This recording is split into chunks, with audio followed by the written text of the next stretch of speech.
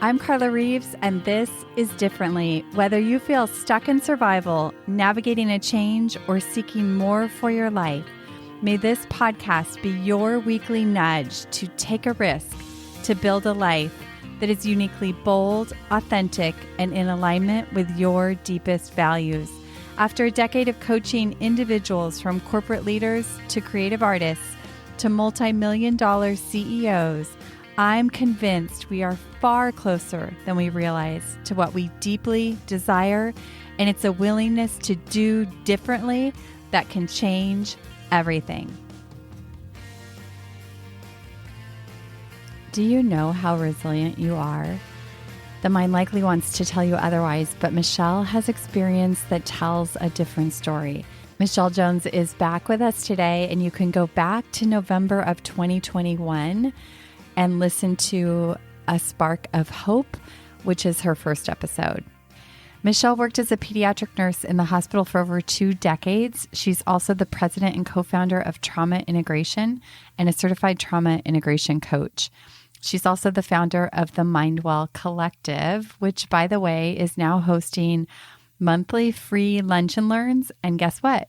On September 6th, it's my turn. You can join us on September 6th for Mind Your Time.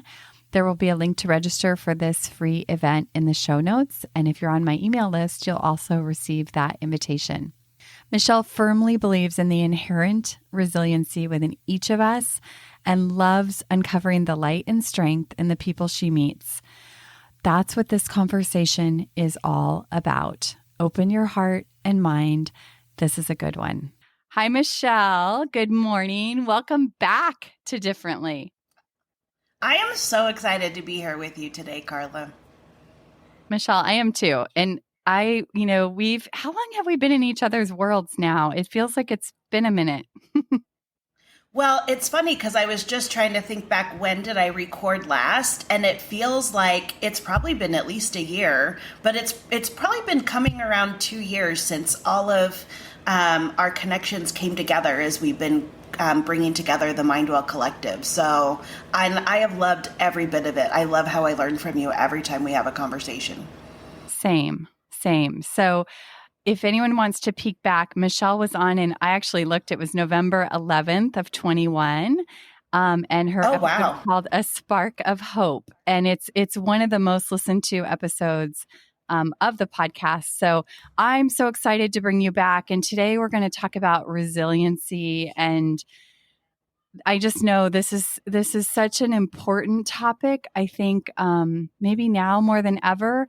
I remember years and years ago when our boys were, I don't know, maybe like 10 or 12. And we heard some guy speaking on the TV, and he was talking about how the most important quality that you want your children to have is resiliency. And that was before all these huge changes in our world and culture and country and just way of living, right? And I think that's more true than ever. So I'm so excited to dive into this with you. How do you describe resiliency? Well, I was going to say, like, playing off of that, like, thought that you just had too, it's almost like we just want our children to be able to recognize that this resiliency is inherent in who they already are. Like, one of the things that I love, and then I'll speak to like how I would, maybe this statement will help describe how I define it, but then I'll expand on it too. I feel like one of the things that gives me the most awe-inspiring feeling is how many times I have witnessed that as humans, we were like perfectly designed to survive unimaginable things, right? Like each one of us have had experiences in our life that if we knew in advance, this is what you're going to go through, we'd think, oh, I can never do that. I could never experience that. I could never survive that. Like, that's not something I could ever do, would ever want to do, etc. And yet here we are, you and I sitting here today, literal proof that despite whatever life serves up at us, we have the capacity to move through things that we did not know about ourselves that we could move through, right? And I think, as a trauma coach, I see this like it's like something that I am privileged to witness every single day, that despite the huge range of things people experience in their life, here they are sitting in a chair across from me, and they may feel like I'm broken, like I'm struggling, like they're sitting here because something's not like working well for them. But then again, they're sitting here like everything in their life has come together to bring them to this moment where they are able to continue moving forward with hope.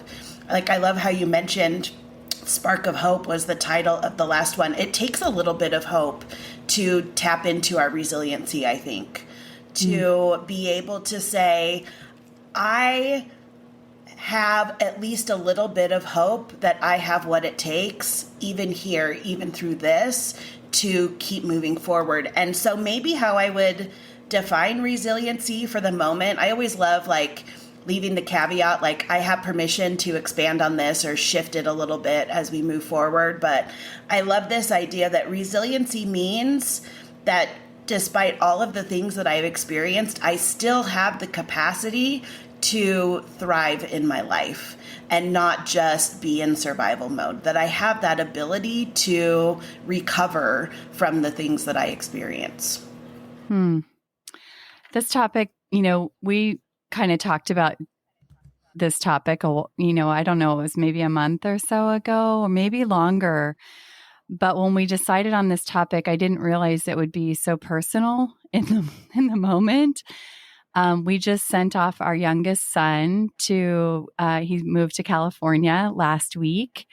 And I can just see like the play of resiliency, right? Both on my part and our part here in our home and my mama heart, but also for my son, right? Like he's going out into the world. And I think when our kids are little, like just like what you were saying, we think that's sort of unimaginable. We can't imagine like sending our children off into the world, right?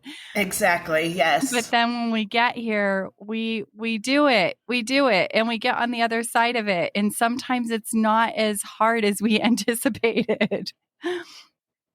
Well, and like on the flip side, sometimes it's exactly as hard as we think it's going to be. Like my daughter and I developed this shorthand in the last like 3 weeks out of necessity. About 3 weeks ago, my uncle, who was like the mentor of my life, like I was so close to him, and in the last years of his life, I was his medical power of attorney, taking care of all of his medical things, and he passed somewhat unexpectedly 3 weeks ago. And my daughter, who's my last kiddo at home, would come with me often to go visit him and take care of him and do things with him. So she was very attached to him. And we developed this shorthand, which is right in this moment, are you fine or not fine? Because the interesting thing in these situations is that there's moments when I'm not fine. It hurts. It's painful. I'm feeling this flood of grief and emotions, and my chest feels tight and it's hard to breathe, imagining my life without this man who has been like a rock throughout my entire life, right? But then sometimes I'm just fine and I'm laughing at what he would be saying right now, and what would he think if we picked out this or that, and kind of reminiscing about fun or funny or silly things. And isn't that funny how even in the thick of grief and planning for this funeral, there was fine and not fine. And I'm fine and I'm not fine, and I'm fine and I'm not fine. And I wonder if sometimes we think resiliency means I'm just always fine. This isn't hard. I don't have to struggle through this because somehow I'm above that. Like these things and these experiences of life, they don't push me around. Like I'm just okay. And I wonder if sometimes we have that idea in our head that that's what resiliency is. But to me, resiliency is a lot more like I am learning that in all of my emotional states, I'm actually okay. Like even here in this moment of grief and pain, I am okay. And this moment of grief and pain is not going to last forever. In fact, in 3 hours, I'm probably going to laugh because we have a new puppy in our house too. Like talk about the juxtaposition between like joy and grief coexisting. Brand new puppy, just brought them home the same week as my uncle's funeral. Fine and not fine, joy and grief, all living and mixing together. And the reality is, as much as we would like to think we can figure out like life hack, I can figure out the hack to not have to experience all of the challenging sensations and emotions in my body. The truth is, it's human. It's just human that we're going to experience both. And I'm wondering, as we're talking and as I've observed before, if part of resiliency is recognizing that I am safe and I am okay in all of these emotional states. That's such a beautiful idea, because as you're saying all of that, I'm thinking about the last couple of weeks. And by the way, my heart just feels for you, and I'm sorry for your loss. Thank you. And I'm thinking about the last couple of weeks of all the emotions, right? And as much as we sometimes think we want to just be resilient and be strong, and like you're saying, have a hack for whatever that is, I wouldn't take away the emotions and the sadness and the sorrow and the grief. And as I, folded the last clothes I would fold on the couch for him, before he moved out, like I wouldn't take away those moments for 1 second, because that's what makes it all so rich. Yes. It's almost like it and yet honors we're afraid of them. And yet the relationship. I felt afraid of it. Yeah. And I think so. Something that I've observed when I work with clients is that part of healing work, part of coming to a point where I'm thriving in my life and not just surviving, is that I'm learning that I am okay in my emotions. And it's so interesting. And part of the reason why we develop this belief, so many of us develop this belief as children, and we do it very innocently. We just pick up this belief that we're okay when we're happy and when things are going well and when all the pieces are falling into place and when my checklist is done, like that's when I'm okay. And when I'm struggling and suffering and falling behind, I'm not okay. And part of that is like this generational like lack of understanding, right? It's not like our great grandparents had access to all this amazing information about how to sit with our emotions and how to respond when our children are having emotions, and that I am okay when I'm having emotions. But here is the one that was even more challenging for me. My children are okay when they're having difficult emotions, and I don't have to change it or fix it. So you have these generations kind of like just innocently passing down this sense that I am okay when I feel good in my body. And when I don't feel good in my body, that's something to be worried about, stressed about. I need to change it and fix it. And so that mentality of if I'm in this state, I'm somehow not safe, not okay, I need to get out of this, change it and fix it, means that I am not allowing myself to recognize like the huge, it's like I've made the like range for which I am safe in the world so small. I've made it really like tiny and totally. And so it's like narrowed in the like bandwidth or the wiggle room that my body and my emotions have in which I feel safe. But if I can recognize that even here, even in this big expansion, I found it really interesting how different people dealt with these emotions here. Like I was like firsthand witnessing it and experiencing it and connecting with it. And I agree with you, Carla. Like to me, I honored and allowed myself to just be with whatever I was feeling and a little bit to fall apart, right? Like standing at the graveside, I fell apart, but also what a beautiful testament to how meaningful this relationship has been in my life. That the loss of it is sad. And it is something that I will miss so much. And I think because I was able to just be there with that and know that this makes so much sense to be falling apart. Like this matches. Mm-hmm. My husband has this joke that he's like, it's not very realistic to say I'm never going to be angry because sometimes anger is the exact right emotion to match what's happening, right? And in this situation, like sadness and grief make sense in this situation.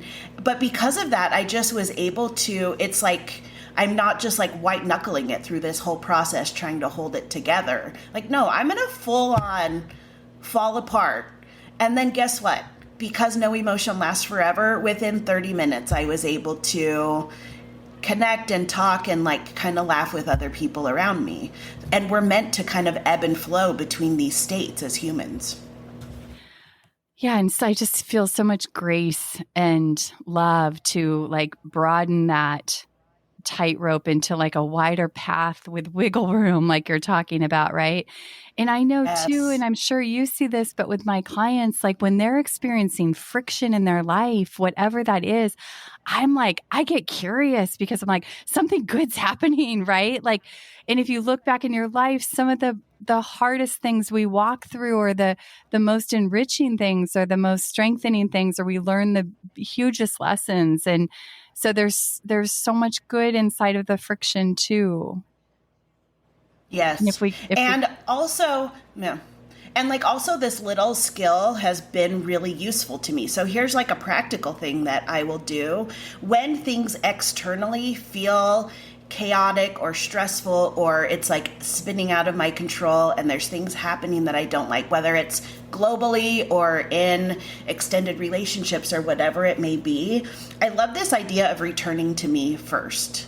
Like mentally, I literally take a step back and I return back to me, to the goodness of me, to tap into my inner wisdom and my inner guidance. And in a nutshell, I'm reminding myself that in this moment, I am okay.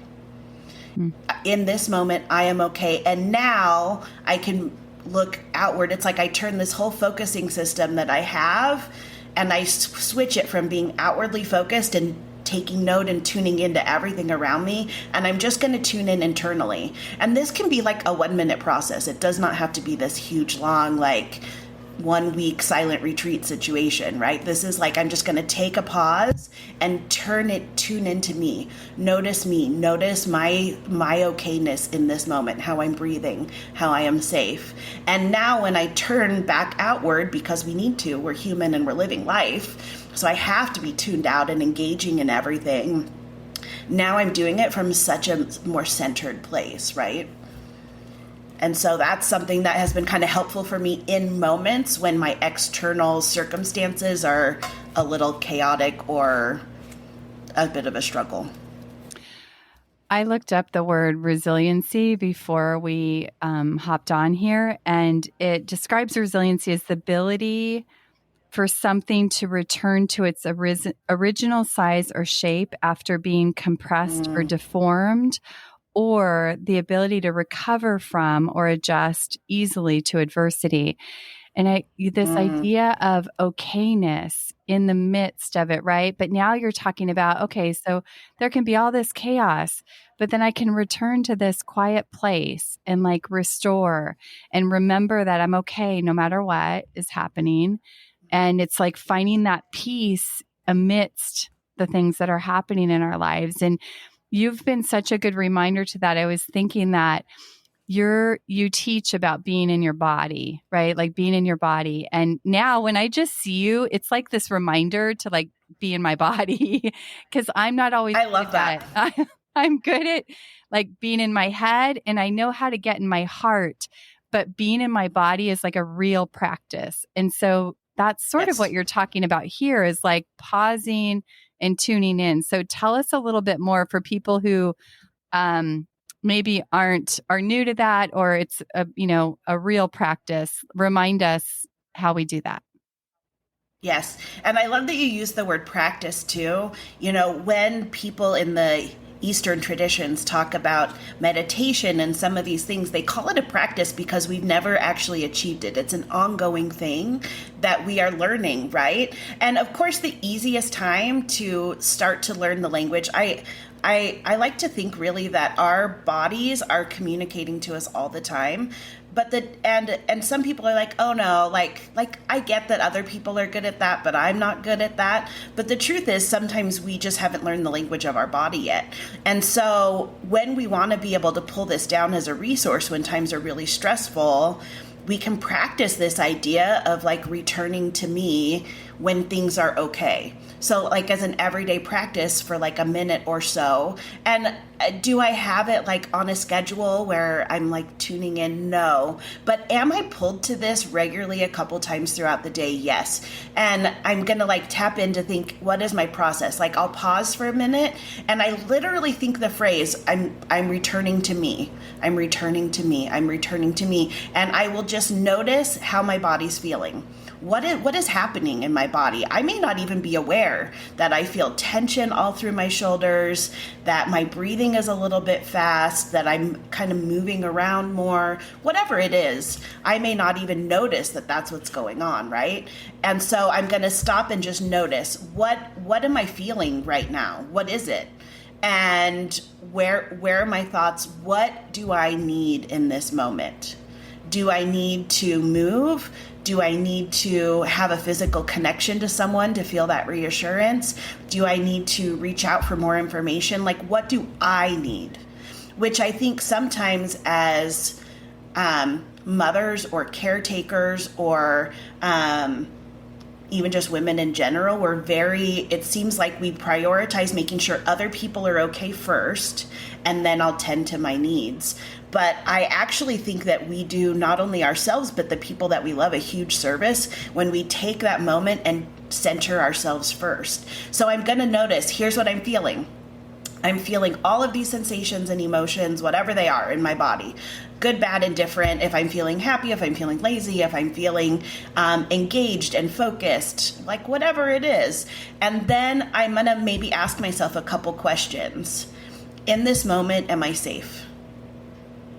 And I like at the beginning when I learned this, I'd literally look around the room. This sounds so silly, but like, is there a threat in this room? No, I am safe. Okay, so in this moment, I'm feeling tight chest, tense shoulders, but I am physically safe. In this moment, am I okay? Am I breathing? Am I right? Like, are these things happening? And yes, I am okay. Okay, so two things are true at once here. I'm okay and I'm safe and my body's experiencing these things. Remembering that emotions are really just sensations in our body.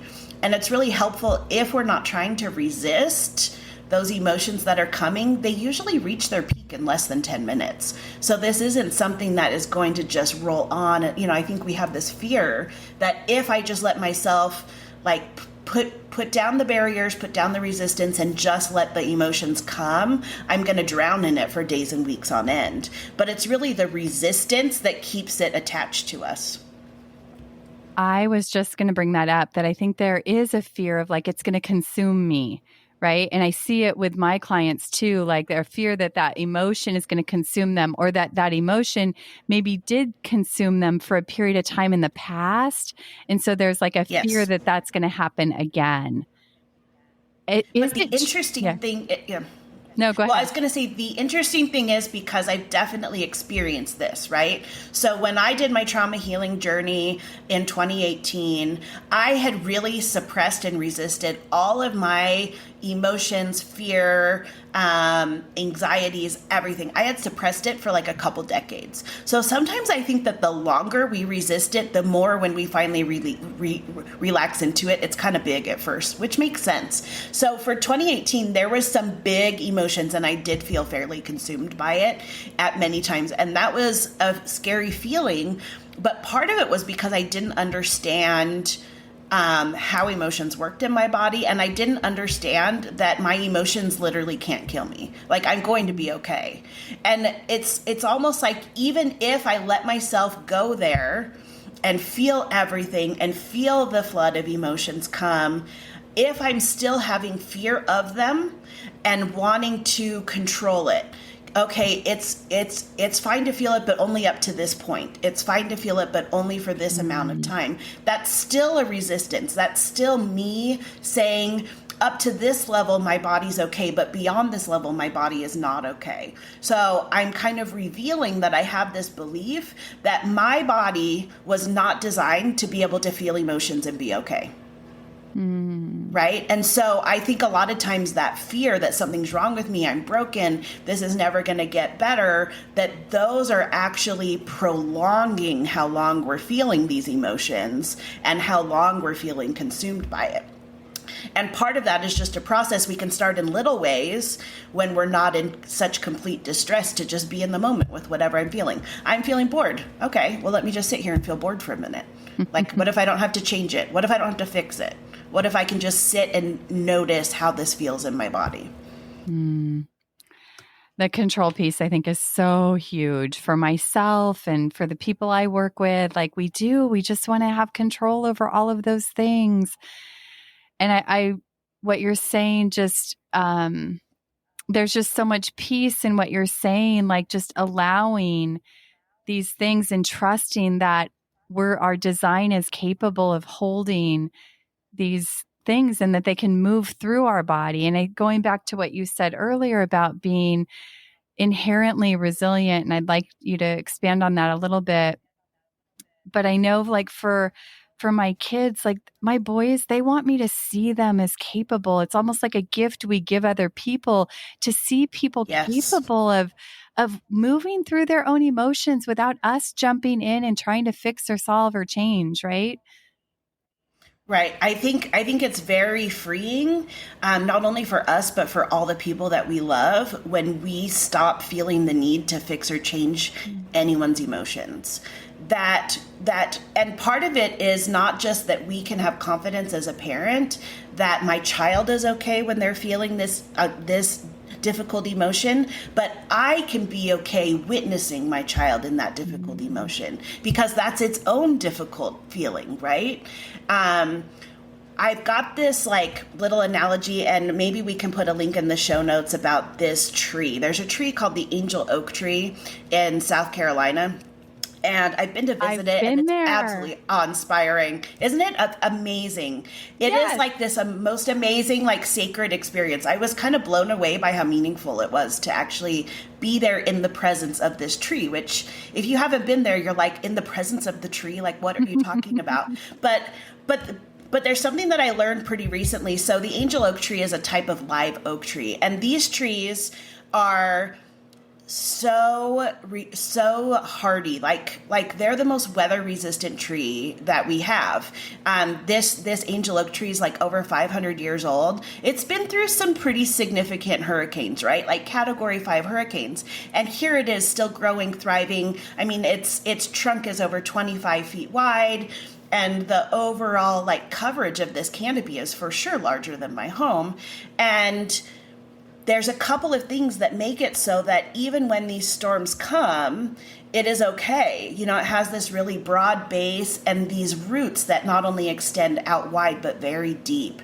And so it makes it so that it's just inherent in a live oak tree that when storms come, it can tolerate it and move through it and then continue to grow after the storm has passed, year after year. Different than other trees here in the Southwest, or maybe Arizona specifically. We have these Palo Verde trees. And when we have big monsoon seasons come and you go to the grocery store, like there's often a Palo Verde tree that's been knocked down, not so weather resistant, right? And when I think about us as humans, we are not Palo Verde trees. We are angel oak trees. And I think people are fearful that they are Palo Verde trees and that they're not going to be able to withstand that. But the truth is, it's just part of who we are. Our bodies were designed to feel all of these sensations, all of these emotions, even incredible intensity, and recover and be okay. Like the human body, for those who don't know, I practiced as a pediatric nurse in a hospital for almost 2 decades, and the human body is phenomenal in its ability to heal itself and to be able to experience surgeries and all kinds of illness and devastation and heal and recover, right? And it is the same as well, you know, when we've been cut on our arm and we can see that scab form, and then eventually we're like, oh, I can't even find the mark where that happened before.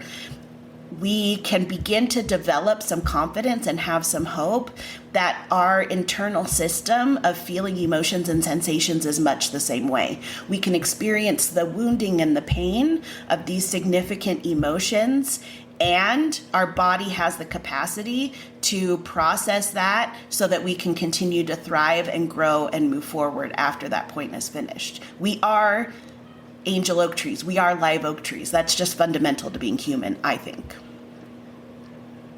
Say no more. I think you just wrapped everything up just so incredibly beautiful. I think that and I was going to have you recap, but I think you just recapped everything. And what a beautiful reminder to walk away with today. So thank you. Oh my gosh, so much wisdom there.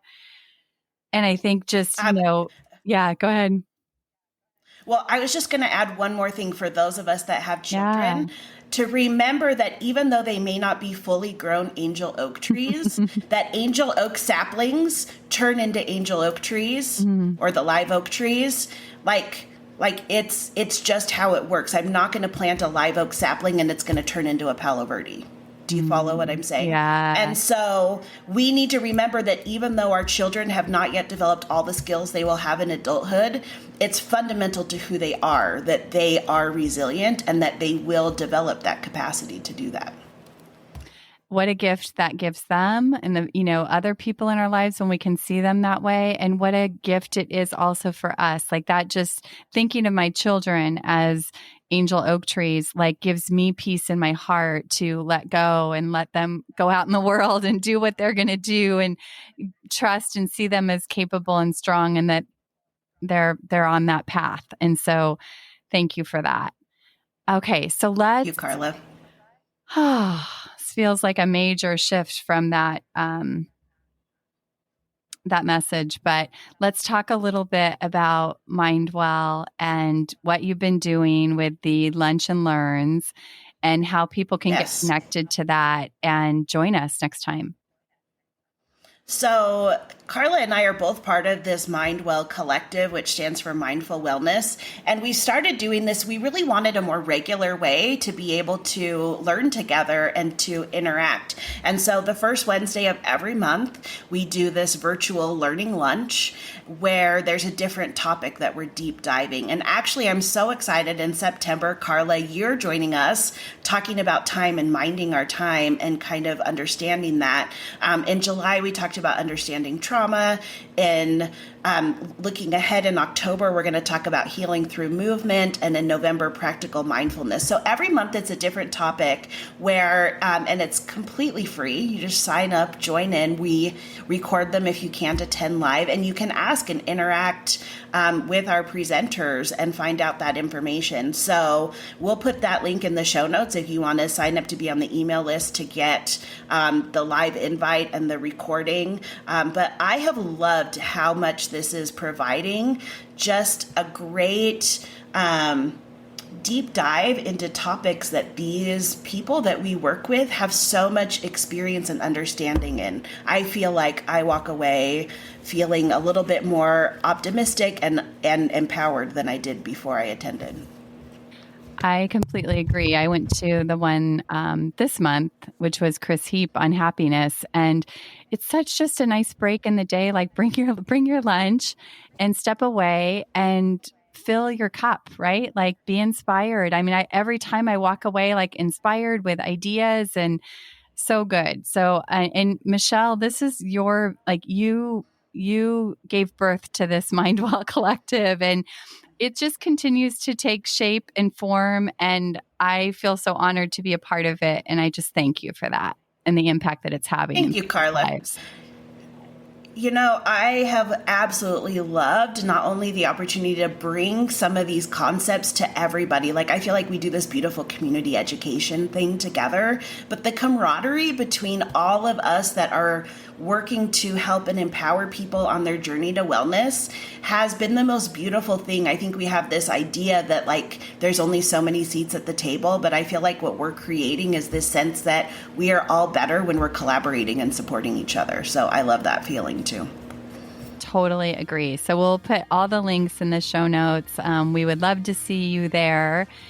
And gosh, I feel more peaceful and my heart feels more full. And I'm just going to imagine the angel oak tree all weekend as I think about my kids out in the world and my loved ones out in the world. And I just thank you for just being you, Michelle, today. Thanks for joining us. And I can't wait to have you back again. Thanks, Carla. Hey, thanks for tuning into this episode of Differently. I hope it stirred your thinking, and I invite you to take one inspired action from something that stood out to you. If you want to hear more conversations like this, be sure to hit follow on your favorite podcast app. And if this episode could impact someone you know, please help us spread the word and pass it along. Remember, new episodes drop weekly. See you next week.